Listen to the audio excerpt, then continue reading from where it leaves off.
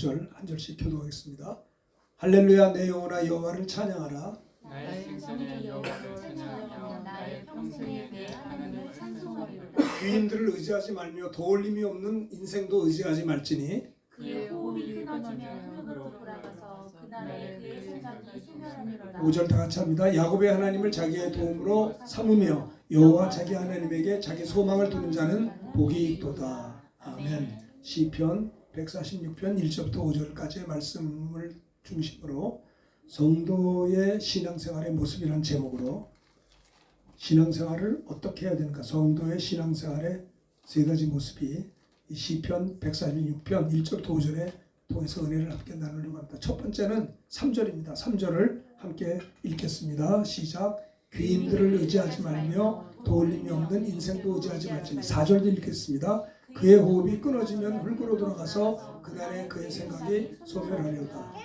사람은 사람을 떠나서 살 수가 없어요. 사람과 더불어 살지요 다들. 사람이 인간관계를 하다 보면 눈에 보이는 게 사람이니까 살다 보면은 사람을 의지할 수도 있는 겁니다. 사람을 의지하는 게 꼭 잘못됐다고 말하지는 않습니다. 그런데 사람은요, 생각해 보면 사람은 의지하는 게 아니고 사람은 사랑하는 거예요. 물론 의지한다는 게 그 뭐 불신하는 거냐 그건 아니지만 불신하자는 말에 불신해서는 안 되겠죠. 그러나 사람을 의지해 버리면은 잘못하면 그 사람이 내 우상이 될 수도 있어요. 그죠? 그래서 우리 믿는 자들의 신앙생활의 모습의 첫 번째는 뭐냐? 3절에 보면 귀인들을 의지하지 말며, 귀인이라는 게 뭐냐면 나디브, 히브리 말로 그거는 고결하고 관대하고 고귀한 이런 귀한 사람들, 내 주변에 존경받을 만한 그런 사람들을 사랑은 해도 괜찮은데 의지하지 말라는 겁니다. 의지는 하나님만 의지하는 거예요. 그죠? 사람을 의지하지 않는 것이 신앙생활을, 사람들을 불신하라는 말이 아니고요. 사람을 의지한다는 것은 그 사람을 너무 전적으로 의지해서 그가 우상이 돼서는 안 된다는 걸 말하는 겁니다. 왜 그렇습니까? 또 여기 보니까 도울림이 없는 인생도 의지하지 말지니. 왜요? 사람은 누구나 그의 호흡이 끊어질 때가 있습니다. 그렇죠? 인생이 70여 간거나 80이라 다 누구든지 흙으로 왔다 흙으로 돌아가잖아요. 그날에는 그의 생각이, 그러니까 우리 인간은 그저 요즘처럼 100세 시대니까 뭐 90년 100년 살았다 할지라도 이건 흙으로 가는 거예요. 하나님 의지하는 사람은 영원하지만 사람을 의지하는 사람은 그 한계가 있다는 거죠. 자, 성도의 신앙생활의 첫 번째 모습은 뭐냐면 귀인들을 의지하지 말라는 게 뭐예요? 사람을 의지하지 않는다라고 하는 겁니다.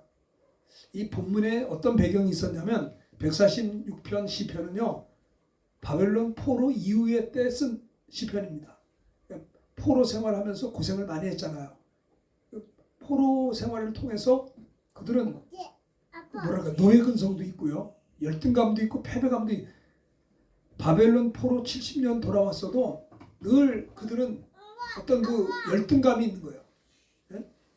그러니까 바벨론 포로 이후 이스라엘 공동체의 상황을 가지고 이 시편을 쓴 건데, 고국으로 돌아왔지만 여전히 그들은 주변의 강대국의 눈치를 보고 사는 거예요. 그리고 강한 민족들에게 방해에 또 시달립니다. 그러니까는 바벨론 포로가 풀려나서 해방돼서 나라가 되었지만은 이제 우리가 어떻게 이걸 유지하고 살 수 있는가? 이제 우리는 누구를 의지해야 되는가? 생각했던 거예요. 그러니까 여기 시편 기자는 방백들을 의지하지 말라. 왜냐? 귀인들을 의지하지 말라. 왜냐? 이들은 죽으면 흙으로 돌아가기 때문이라는 거예요. 그래서 그 다음 절에 보면 야곱의 하나님을 자기 도움으로 삼는 자가 복이 있다. 그러니까 하나님만을 의지하는 말이죠. 그 세 번째는 또, 그러니까는 우리 성도의 신앙생활의 첫 번째 모습은 사람을 의지하지 말고, 두 번째는 하나님만을 의지하라 그런 거예요. 세 번째는 뭐예요? 항상 하나님께 찬송하라. 하나님께 영광을 돌리라. 이것이 우리 성도들의 신앙생활의 세 가지 모습이라는 거예요. 신앙생활을 어떻게 해야 돼요? 사람을 의지하는 게 아닙니다. 두 번째, 하나님만 의지하는 거예요. 세 번째는 평생에 하나님을 감사 찬송하는 거예요. 이것이 우리 신앙생활들의 성도의 신앙생활의 모습이라는 것을 시편 146편 1절에서 5절에서 말씀하고 있다라고 하는 겁니다. 자, 보겠습니다. 남유다와 북이스라엘이 다 망했잖아요. 이스라엘 백성들이 다 포로가 됐잖아요. 아스 때 아람 침공 때 아주 아수르한테 금은 보화를 갖다 바쳤어요. 네? 이제 조공을 바친 거죠. 남유다가. 남유다 18대 왕이 여호야김 왕인데 애굽 왕 파라오 느고 2세 때 조공을 또 바쳐요. 그러니까 참 이스라엘 불쌍한 사람들입니다. 유다 나라도. 아수르의 속국이 돼요. 네? 그리고 바벨론에 의해서 완전히 남유다가 망하게 됩니다. 그렇죠? 그리고 또 북이스라엘의 마지막 왕이 호세아 왕인데 애굽 왕에게 사신을 보내서 우리를 좀 도와달라고 요청을 했는데 결국은 아수르한테 또 애굽 왕이 도와줬어도 졌어요. 그러니까는 남유다 왕들과 북이스라엘 왕들이 어떤 일이 있었냐면 위기 때마다 하나님을 의지해야 되는데 아니 하나님의 택한 백성이 역경을 당하면 하나님을 의지해야 되는데 방백들을 의지했다는 거예요. 어려운 역경을 당할 때도 애굽 왕에게 사신을 보내서 우리를 도와주시오 했지만은 하나님이 기뻐하지 않았어요. 그러니까 망한 거예요. 그래서 시편 146편 3절 다 같이 읽읍시다. 시작. 방백들을 의지하지 말며 도울 힘이 없는 인생도 의지하지 말지니. 아시겠죠? 방백들을 의지하지 말며. 그러니까는 결국은 유다 나라나 이스라엘 나라가 왜 망했느냐? 역경과 어려움이 있죠. 역경과 어려움이 있을 때 하나님 앞에 매달려 기도하기보다는 눈치를 보면서 주변의 강대국의 도움을 요청하고 조공을 바치면서 했지만 결국은 하나님의 버림을 받게 됐다는 것을 여기서 이야기합니다. 그래서 성도의 신앙생활의 모습은 첫 번째는 귀인들을 의지하지 말라. 나를 도울 만한 사람들을 찾아다니지 말라. 사람을 의지해서는 안 된다는 것을 이야기하고 있는 것이죠. 나폴레옹이 전쟁에서 승리하고 파리로 입성할 때 수많은 군중들이 열광적으로 환호했겠죠. 그때 부관이 장군님, 시민들이 이토록 장군님을 사랑하고 있습니다. 얼마나 기쁘십니까? 전쟁에서 승리했으니까 파리에 입성할 때 수많은 사람들이 열광적으로 나폴레옹을 연호하면서 이렇게 환호했을 때 부관이 하는 말이 참 얼마나 기쁩니까 했을 때 나폴레옹은 그래도 자기를 환호하는 백성들을 의지하지 않았어요. 차갑게 말했습니다. 저들의 환호에 속지 마시오. 만약에 내가 지금 이 자리에서 교수대에 올라간다 해도 저들은 똑같이 환호했을 겁니다. 그러니까 군중들은 뭐냐면 강한 사람에게 박수친다 이 말이죠. 수없이 변하는 군중들의 심리를 나폴레옹은 그거를 간파한 것입니다. 그러니까 나폴레옹은 참 전쟁을 잘하는 승리하는 사람인데 사람들의 환호에 휘둘리지 않았다는 겁니다. 내가 승리했다고 막 박수치는데 그래서 그 사람들을 의지하면 안 된다는 거예요. 사람들은 언제나 변한다는 것을 이야기하고 있습니다. 아우구스티누스는 인간은 자기 자신조차 구원할 수 없는 연약한 존재인데 어째서 다른 사람을 도울 수 있냐 이 말이에요. 그런 말을 했어요. 모세도 잠시 죄악의 낙을 누리는 것보다도 하나님의 백성과 함께 고난을 받으며 그렇죠? 상주심을 바라봤어요. 사람을 바라보지 않았습니다. 모세가 생각할 때 그래도 바로의 공주의 아들이라 칭함을 받으면 그는 한평생 왕족이니까 의식주는 물론이고 아주 공부도 40년 동안 잘할 수 있었고 훌륭한 교육을 받았고 훌륭한 그 나라의 멤버가 됐을 거예요. 근데 그거 기뻐하지 않았어요. 잠시 죄악의 낙을 하나님을 없는 사람들과 함께 바로의 공주가 그러니까 하나님을 모르는 저들과 함께 잠시 죄악의 낙을 누리는 것보다도 하나님의 택한 하나님의 사람답게 하나님의 백성과 함께 고난당하는 것을 기뻐했고 택했다라고 하는 겁니다. 자, 우리가요 하나님 일을 하다 보면 사람을 무시할 수는 없지만 우리가 보면 사람을 의지할 때가 많이 있어요. 저도 1987년도에 군목으로 제대해서 저 목동에서 이제 개척을 한 지가 그 교회가 지금 오목교에 있는데 39주년이에요 지금. 보통 일이 아니야. 39주년이 돼서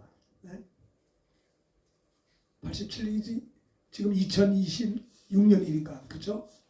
처음 교회를 개척할 때 그냥 했어요. 했는데 처음에 시작할 때 월세가 비싸고 보증금 내고 하는데 한 달에 왜 이렇게 빨리 돌아오는지.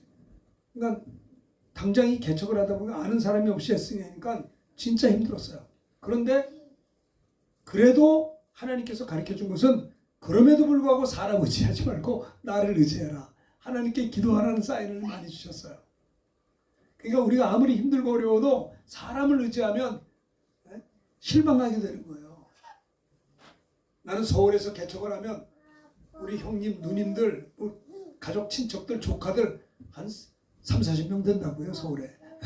그러니까는 3, 40명 중에서 한 10명은 오겠지. 그렇게 또 처음 옛날에 교회 개척할 때 그런 마음이 들어요. 사람이니까. 근데 하나님이 그걸 안 기뻐하시더라고요. 다행히 아무도 안 와줬어요. 부모님만 오셨어, 부모님만. 부모님은 아들이 뭐 하나 하고 온 거예요. 그때 제가 깨달은 게 뭐냐면 교회를 개척하면서 내가 기대했던 사람들은 나를 하나도 도운 자가 없었고요. 생각지도 못했던 사람들이 와 도와주시더라고. 그러니까 그 뭐야, 하나님은 내가 한다는 거야. 하나님의 교회를 네가 하냐 내가 하지. 너 왜 걱정해? 이게 네 거냐 내 거지. 어떤 분이 그러더라고요. 목사님이 새벽에 기도하면서 걱정을 하니까 주님이 그러시대. 야, 이 교회가 누구 거냐? 주님 거죠. 내 건데 왜 네가 걱정하냐? 너는 나만 의지하라는 거예요. 도울림이 없는 방백들을 의지하지 말라는 것입니다. 그래서 이 바벨론 포로 이후에 그들이 나라를 세웠어도 그들은 내가 어느 나라에 붙어야 줄을 잘 서야 우리나라가 든든할까라는 생각을 해서는 안 된다는 거예요. 우리 성도들의 신앙생활의 모습은요, 어떤 경우에서도 사람을 의지하면 안 되는 거예요. 사람은 사랑하는 거예요. 남편을 의지하고 아내를 의지하죠. 그거 잘못된 건 아닌데 그보다는 남편을 사랑하고 아내를 사랑하는 게 더 중요한 거예요. 자식은 의지하는 게 아니라 자식은 사랑해 버리고 마는 거예요. 이놈 애가 이제 잘 커서 이놈이 잘 커서 훌륭하면 우리가 나중에 은퇴할 때 돼서 우리 유진이가 우리를 잘 도와주겠지 라는 생각도 들 수도 있어요. 그럼 잘못된 건 아니에요. 또 걔가 효도를 해야죠. 그런데 자녀는 의지하는 자가 아니라 사랑해 버리고 마는 거예요. 사랑해 주는 거예요. 성도의 신앙생활의 모습이 뭐냐? 첫째는 귀인들을 의지하지 말고, 그죠? 도울림이 없는 인생도 의지하지 말지니 그의 호흡이 끊어지면 흙으로 돌아가서. 그래요. 저희 부모님도 어머니도 10년 전에 돌아가셨어요. 10여 년 전에. 호흡이 끊어져서 흙으로 돌아가니까 더 이상 뭐 없는 거예요. 사람은 한계가 있다는 것을 이야기하는 거예요. 육신이 있을 동안에 주님 앞에 쓰임 받는 거지, 육신이 마감되면 더 할 수가 없는 거예요. 전능하신 하나님만 의지하도록 인도해 하는 것이죠. 사람을 의지하는 것이 아니라 뭐래요? 사랑의 대상이라는 겁니다. 사람을 의지하다 보면 내 아들이 우상이 될 수가 있어요. 내 부모가, 내 자녀가, 내 남편이, 내 아내가 우상이 될 수가 있는 거예요. 사랑하는 것이지 의지하는 건 아니에요. 그를 불신하는 건 아닙니다. 자, 성도의 신앙생활의 모습을 제가 첫 번째 사람을 의지하지 말고 그랬죠. 두 번째는 뭐냐? 하나님만을 의지하라는 5절입니다. 5절 읽읍시다. 시작. 야곱의 하나님을 자기의 도움으로 삼으며 여호와 자기 하나님에게 자기의 소망을 두는 자는 복이 있도다. 누가 복이 있어요? 하나님을 자기의 도움으로 삼는 자가 복이 있다는 거예요. 나의 복은 하나님이십니다. 복의 근원 강림하사 찬송. 복의 근원이 주님이라는 거예요. 주님. 하나님을 우리가 새벽에 왜 기도해요? 하나님만이 나와 함께 하시고 나를 도우실 수가 있어요. 하나님이 아니면 살 수가 없는 거예요. 그러니까 새벽에 기도하는 거는 뭐 기도를 많이 해서 기도하는 게 아니라 오늘 하루 사는데 하나님이 역사하지 않으면 살 수가 없는 거예요. 하나님이 은혜 주지 않으면 나는 실수할 수밖에 없는 자인 거예요. 하나님이 나와 함께 하실 수 있도록 하나님, 오늘도 저는 하나님 아니면 못 삽니다. 하나님이 저를 도와주십시오. 오늘도 저에게 산날을 주셨는데 오늘 하루도 하나님 이 하루를 하나님께 영광 돌리고 잘 믿음으로 살 수 있는 믿음 주시고 지혜를 주시고 하나님을 향한 은혜 열정을 주시고. 누가 복이 있는 자냐? 야곱의 하나님을 자기의 도움으로 삼으며 여호와 자기 하나님에게 자기의 소망을 두는 자가 복이 있다는 거예요.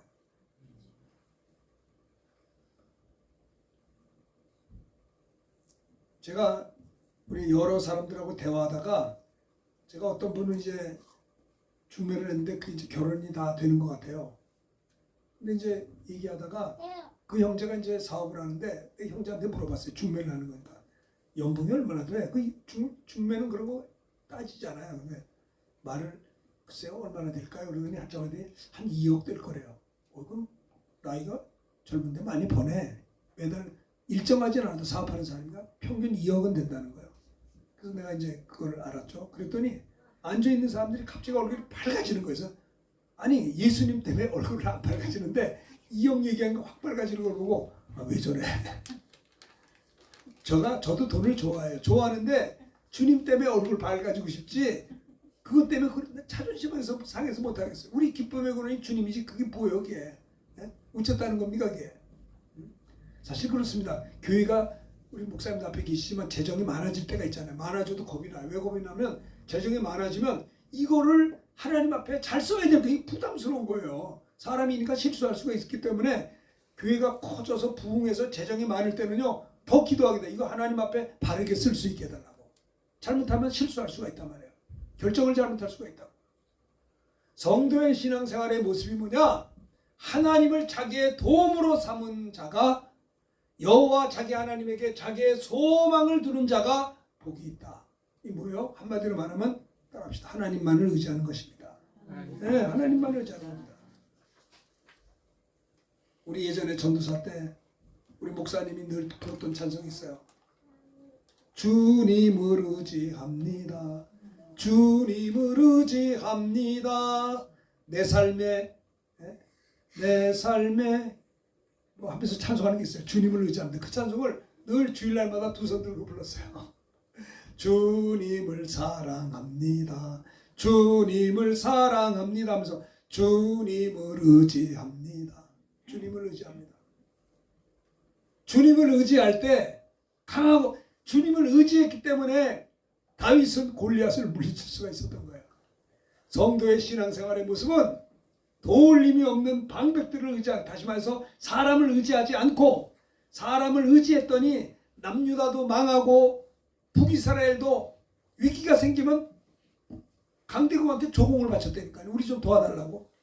그래서 망한 거예요. 아니 하나님에게 하나님 의지하고 기도하지 않았던 거예요. 그게 역사의 교훈인 것입니다. 구약 성경을 통해서 우리 신앙의 선배들이 저래서 잘 됐고 저래서 못 됐구나 하는 것을 구약 성경에서 우리가 배울 수가 있는 거예요. 역사를 통해서.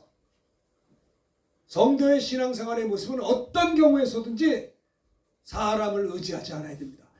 아들이 잘 나가잖아요. 그럼 벌써 부모가 달라져. 저놈이 이렇게 출세했고 잘 됐구나. 그러면 아주 하나님을 바라보는 게 아니라 아들만 바라봐. 너무 잘 되니까. 예?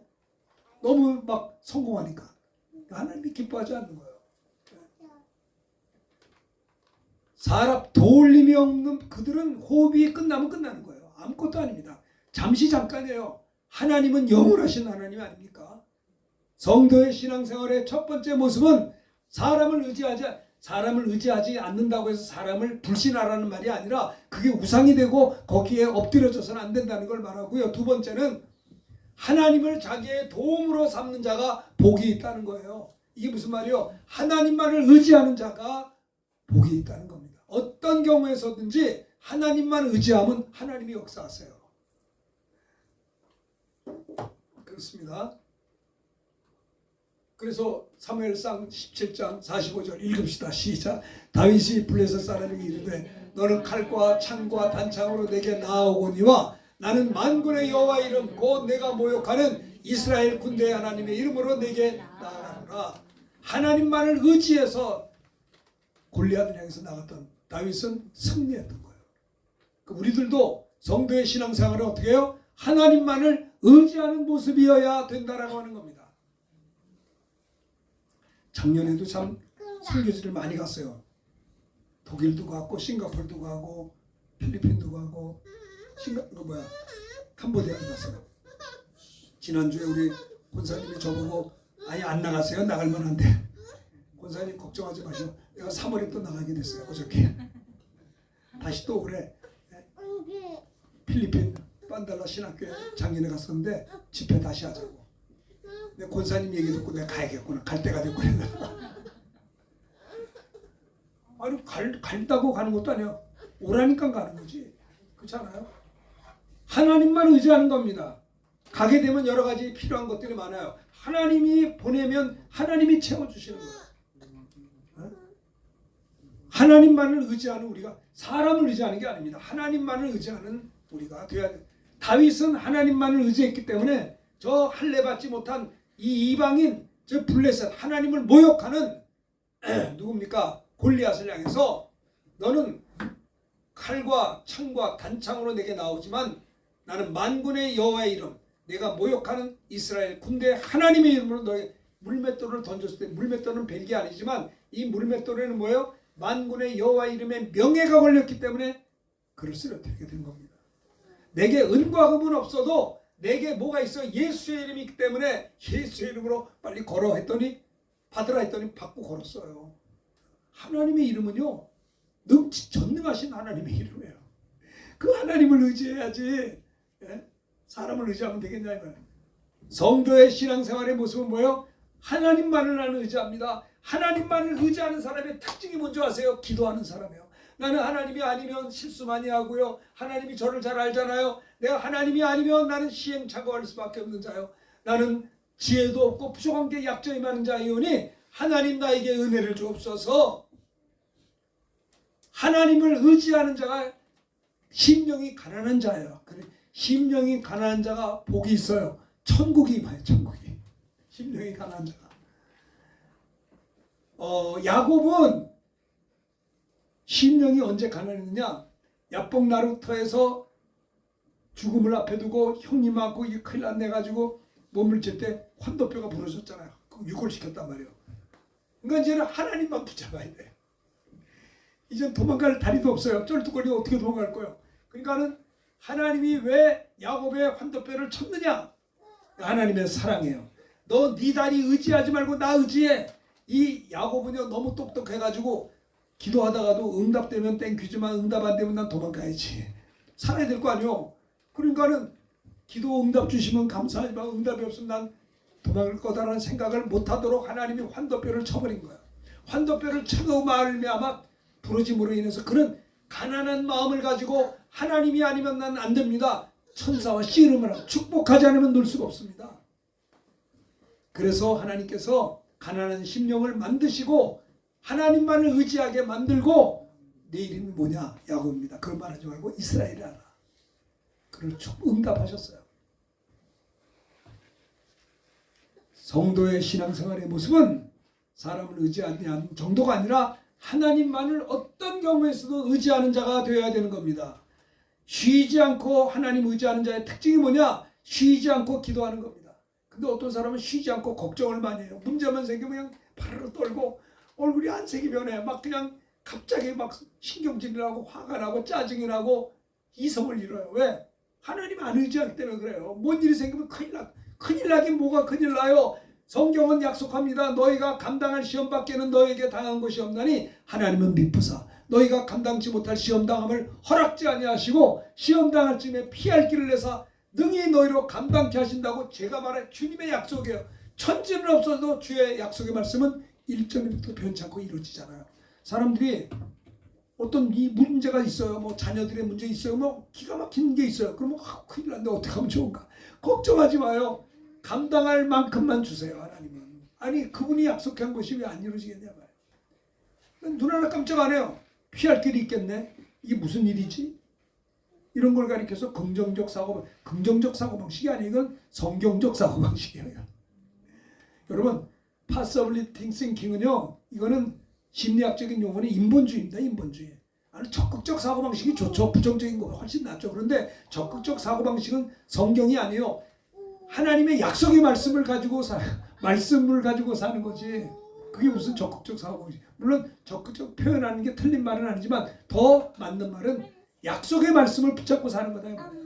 그는 감당치 못할 시험은 없어. 아 시험 있는데 피할 길이 있네. 담대히 주잖아요. 근데 그 약속이 없는 사람은 무너져 버리는 거예요. 계속 힘들어요. 그럼 우울증 걸린다니까요. 우리는 성도의 신앙생활의 두 번째 모습 뭐라고요? 따라합시다. 하나님만을 의지합니다. 네, 하나님만을 의지해야 되는 것입니다. 다윗은 여호와는 나의 반석이요 나의 요새가 뭔지 아세요? 네? 요새는 그건 정말 쳐들어오기가 힘들어. 요새 꼭대기 있잖아요. 네? 여호와는 나의 방패요 구원의 뿌리요 나의 산성이요. 네? 그러니까 다윗은 하나님만을 어떤 경우에서도 의지했던 거예요.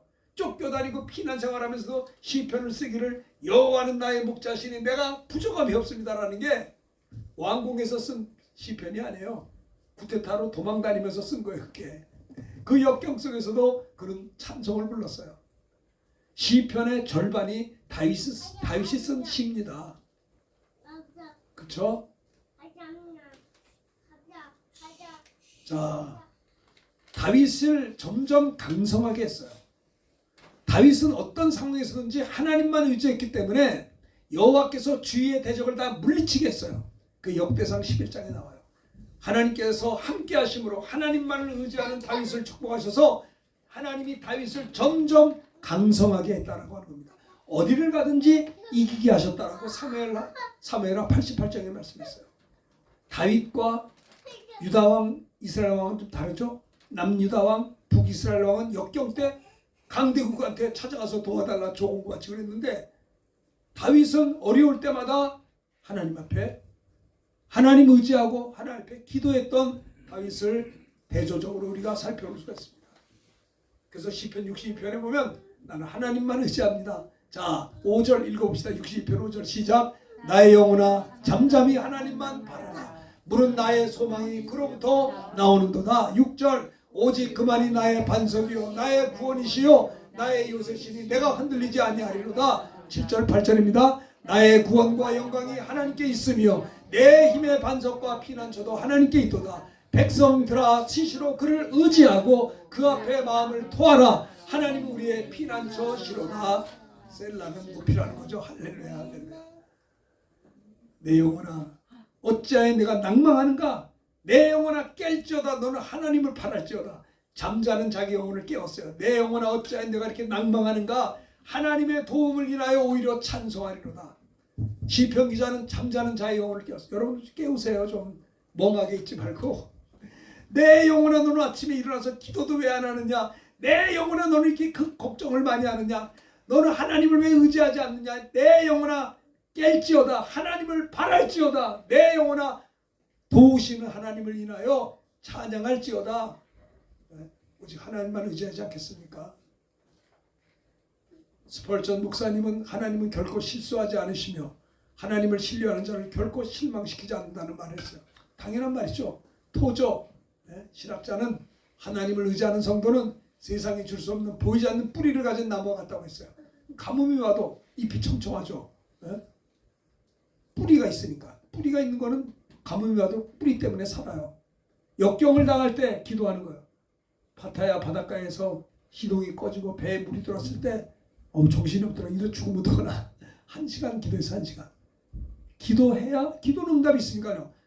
배가 막 침몰되고 어려움이 있는데 나는 기도합니다. 왜 기도해요? 응답이 있으니까. 계속 이 배가 온전하게 안 가니까 온전하게 갈 때까지 도착할 때까지 기도를 멈출 수가. 왜? 기도하면 응답이 계속이니까. 이 배가 위기적으로 넘어지는 것도 팩트 사실이지만 그러나 기도도 팩트예요. 기도는 응답이 있잖아요. 그러니까 이 배가 그 파타야 바닷가 한가운데서 배가 구멍이 뚫려가지고요.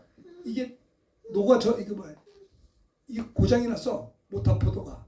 그냥 낙엽처럼 흘러가는데 저는 거기 들어가가지고 1시간을 기도한 게 기도를 해야 두려움이 없어져요. 1시간을 기도했어요. 1시간을. 그렇게 기도해 본 적이 처음이에요. 근데 나는 믿었어요. 딴 건 안 믿었어. 기도는 응답이 있다는 거예요. 주님, 이 배가 무너지면 침몰되면 큰일 납니다. 바다에 빠지면 죽잖아요. 이거 되겠어요? 안 된다고. 그 넓은 바다에서. 계속 기도했어요. 왜? 이게 제대로 쓸 때까지. 단순해요. 기도는 응답이 있잖아요. 무엇인지 구하라. 내가 시행한다고 했잖아요. 하나님만 의지하며 기도할 때 하나님께서 그를 치유해 주시는 역사가 있었다고요. 여러분 기도는요 끝까지 끝을 봐야 돼요. 끝을. 기도는 응답받을 때까지 하는 거예요. 응답받을 때까지.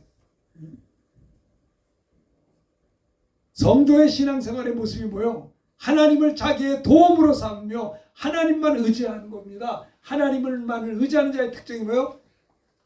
하나님만 의지하니까 기도가 계속될 수밖에 없는 거예요. 계속.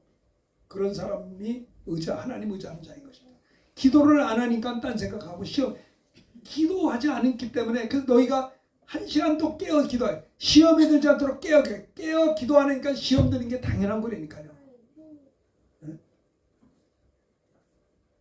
자, 세 번째 2절. 이제 2절 한번 읽읍시다. 시작. 나의 생전의 여호와를 찬양하며 나의 평생에 내 하나님을 찬송하리로다. 자, 봅시다. 나의 생전의 여호와를 찬양하며 나의 평생에 내 하나님을 찬송하리로다. 내가 이 백성을 내가 지었나니 나의 찬송을 부르게 하려 함이라. 하나님이 우리를 창조하신 목적 중에 하나가 뭔지 아세요? 하나님의 찬송을 부르게 하려는 것이라는 겁니다. 우리들을 만드신 목적 중에 하나 뭐야? 찬양이라. 찬양, 할랄. 히브리 말로 할랄의 찬양이 찬양하다, 밝게 비추다, 하나님을 높여드린다, 그런 거예요. 찬양. 평생에 내 하나님을 찬송하리로다. 나의 생전의 여호와를 찬양하며 나의 평생에 내 하나님을 어떻게 해요? 찬송하리로다. 평생 계속해서 매 순간 그런 뜻이에요. 시편 기자는 다윗은요 탄식할 때도 시를 썼어요. 찬송을 했어. 기가 힘들고 어려울 때도 탄식하면서 하나님을 찬송했어요. 또 하나님을 의지하면서 신뢰하는 시를 썼어요. 감사할 때도 시를 썼어요. 찬양할 때 물론 썼고요. 그게 저기 다 나와 있는 거예요. 전부 다. 네? 내가 여호와를 항상 송축하며 시편 114편에 보면 내가 평생토록 여호와께 노래하며 그랬어요. 시편 150편에도 호흡이 있는 자마다 여호와를 찬양할지어다. 그러니까 이게요. 예전에 제가 학창시절에 우리 전사님이 그런 얘기를 하시다. 지금도 기억이 나요. 우리가 학창시절에 우리 전사님이 계셨는데 이런 얘기를 해요. 학생 여러분들 이제 전사님 우리 학생들의 학창시절에 그네 지금도 기억해요. 여러분들이 힘들고 어려울 때 있죠. 나는 그때마다 참 시편을 읽어요. 내 마음이 힘들고 기도가 안 되고 마음이 적적하고 어려울 때 시편을 읽는다는 거예요. 그 시편 읽으면서 힘이 나는 거예요. 하나님 말씀 살았고 능력이 있으니까. 찬양입니다. 찬양. 하나님은 찬송 중에 거하신다라는 겁니다. 웨스트민스터 소연이 문답 제1문에도 사람의 제일 되는 목적은 하나님을 영화롭게 하는 것과 영원히 그분을 즐거워하는 것이다. 그렇죠. 에드워드가 하는 말이 세상의 모든 피조물은 하나님의 영광이라는 거대한 바다로 흘러가는 작은 시내와 같다. 우리 매 순간의 삶이 하나님의 영광이라는 거대한 바다로 흘러들어가는 작은 시내 같은 것이 우리들이라는 거예요. 하나님의 영광을 위해서 나간다는 거죠. 루이스는 찬양은 단순히 하나님께 드리는 의무가 아니라 우리가 누리는 즐거움. 찬양은요 하나님의 선물일 것 같아요. 찬양하면 힘난다니까요. 네? 참 루터도 종교개혁 일으키다가 힘들죠. 얼마나 힘들었겠어요. 인간적으로 공격도 많이 받고 내가 이거 왜 이렇게 힘든 걸 하나 그럴 때도 있었겠죠. 그럴 때마다 그런 찬양했어요. 내 주는 강한 성이요 방패와 병기 되시니. 성도들의 신앙생활의 아름다운 모습 세 번째는 평생에 하나님을 찬송하는 겁니다. 그게 뭐예요? 항상 하나님께 영광을 돌려드리는 거예요. 영광을 돌리는 거예요. 바울과 실라는 옥중에서도 찬송했잖아요. 기도했잖아요. 그래서 하나님 명되면서 옥문이 물렸잖아요. 그렇죠?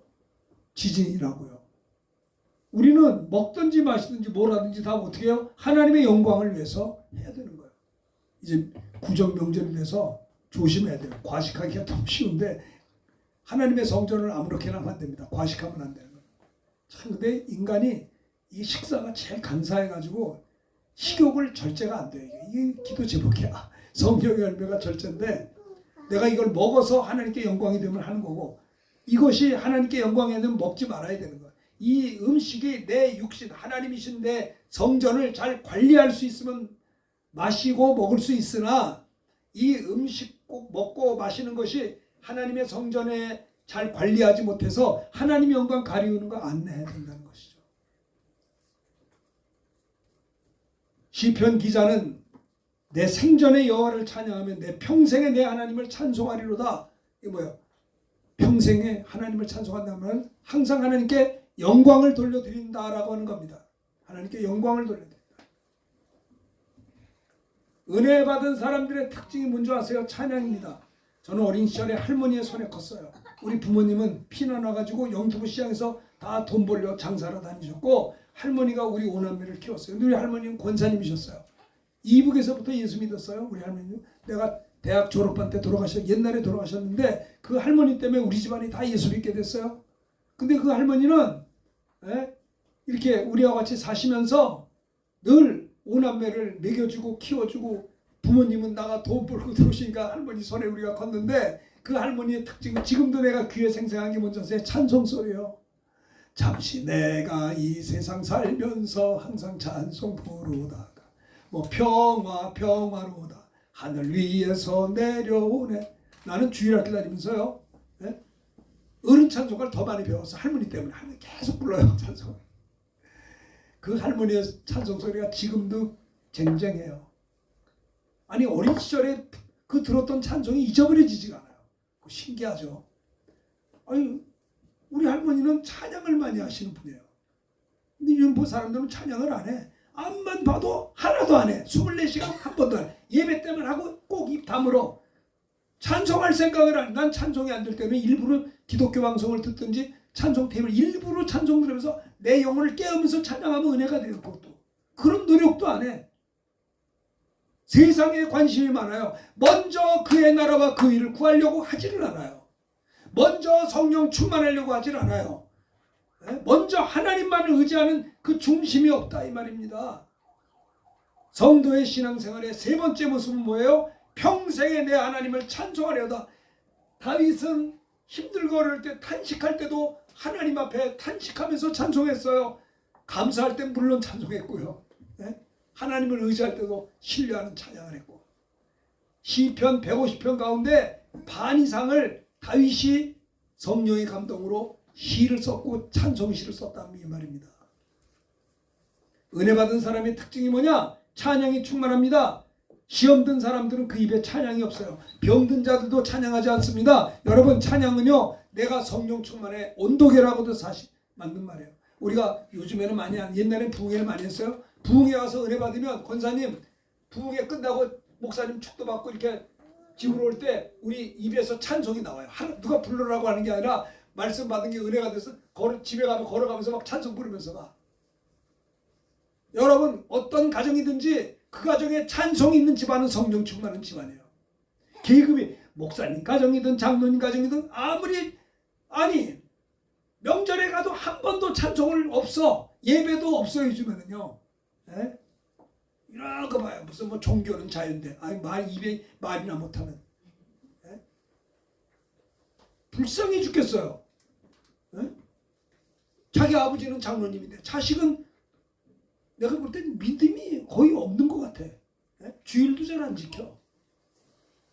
그러고도 아무 소리도 못해. 벙어리들이 많아요. 권면하는 사람도 없다고. 거기 앉아있기 그 성령께서 얼마나 근심하시겠어요. 주님이 얼마나 보면 답답하겠냐 이 말이에요. 찬양이 충만해야 되는 겁니다. 평생에 내 하나님을 찬송하려다. 항상 하나님께 영광을 돌려야 되는 거예요. 자 2절 읽읍시다. 시작. 나의 생전에 여호와를 찬양하며 내 평생에 내 하나님을 찬송하려다. 자 김홍기 목사님 지난번에 얘기는 한 번 더 할게요. 그 펠로십 미국의 펠로십 처치 워싱턴에 있습니다. 메릴랜드 옆에. 김홍기 목사님이 지금 다 은퇴하셨죠. 예전에 그 교회가 한 1000명이 넘었어요. 한인교회가 1500명 큰 교회였어요. 근데 그 교회는 주일 예배를 2시간 드려요. 2시간. 아마 아프리카도 오래 할 거래요. 아마 예배를 1시간 더 드려요. 2시간 3시간 하더라고요. 4-5시간 해요. 와 대단해요. 그런데 거기는 2시간 예배 드리는데 예배 시간 2시간이 120분인데 40분을 찬송해요. 40분을 설교해요. 40분은 통성기도야. 헌금은 개별적으로 하고 축도가 끝나요. 찬양이 40분이야. 그리고 말씀이 40분 전에요. 통성기도가 40분이에요. 네? 펠로십 처치교회가. 그분 김홍기 목사님이 30여 년 전에 우리 목사님들 모아놓고 예배 세미나 할 때 찬양에 대해서 설교했어요. 40분 동안 찬양하는데 전교인들이요 찬양을 하면서 40분 찬양하면서 찬양하다가 회개하고 찬양하다가 병 고침 받고 찬양하다가 나쁜 생각이 없어지고 찬양하다가 용서하지 못할 자를 용서하고 사랑하지 못하는 자를 찬양하다가 은혜 받아 사랑하게 되고 찬양하다가 하나님의 음성을 듣고 찬양하다가 한 주간 동안 힘들고 어떤 상처가 치유받게 된다는 거예요. 그 찬양이 충만하니까 그 다음에 끝나면 목사님이 40분 동안 말씀에 불을 토해요. 말씀을 뜨게. 그 다음에 끝나고 나면 40분 동안 통성기도 하고 집에 가는 거야. 그 예배 아니요? 아니 예배가 꼭 1시간. 1시간 넘으면 이러고 째려봐요. 왜 이렇게 길게 하지? 빨리 끝나고 가요. 아니 주일은요 새벽부터 밤까지 하는 게 주일이요. 주일날 돈 벌어서는 안 되고 자기 개인 일을 해서도 안 되는 거예요. 주일을 온전히 주 앞에 드려야 되는 거예요. 그렇지 않습니까? 레위기에도 안식일을 지킬 때도 아침 저녁으로 하나님 앞에 예배를 드렸다고요.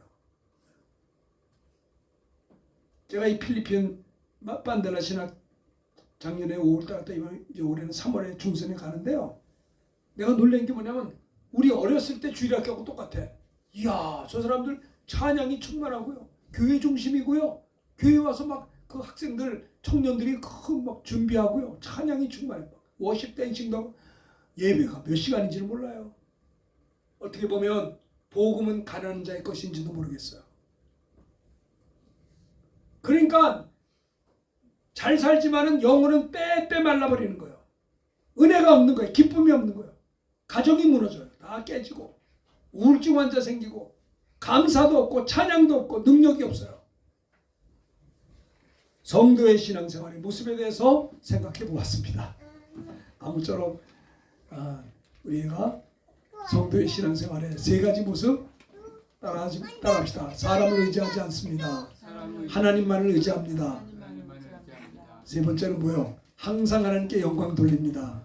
네, 찬양합니다. 이런 이 아름다운 신앙이 꼭 있어지기를 바라겠습니다. 이 말씀 들은 거 생각하면서 찬양합시다. 585장 내 주는 강한 성이요. 585장 찬양.